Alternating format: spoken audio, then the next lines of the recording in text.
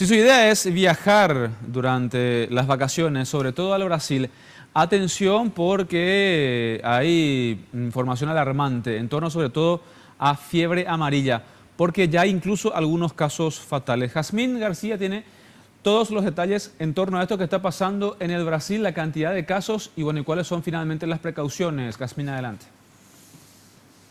Así es, Jorge, y mucha atención con aquellas personas que tienen previsto realizar sus vacaciones en el Brasil, porque según datos de la Organización Mundial de la Salud, Brasil experimenta ya desde el año 2016 un aumento en la actividad vírica.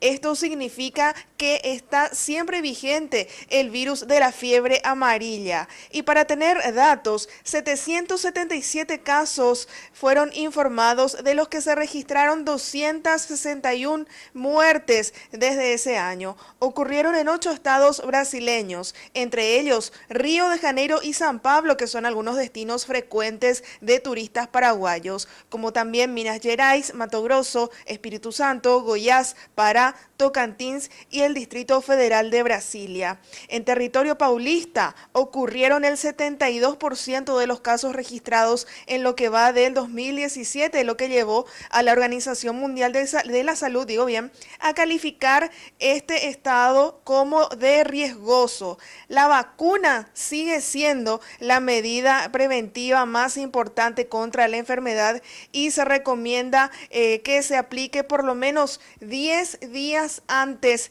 de viajar. No obstante, debemos recordar que la fiebre amarilla es transmitida a través de vectores, es decir, de mosquitos Aedes aegypti, por lo cual también se recomienda como medida preventiva fundamental el uso de repelentes y así entonces evitar pasar unas vacaciones con enfermedades, Jorge. Sí, muy bien, gracias, Jazmín. De hecho, es una de las recomendaciones más comunes que se dan a la hora de viajar.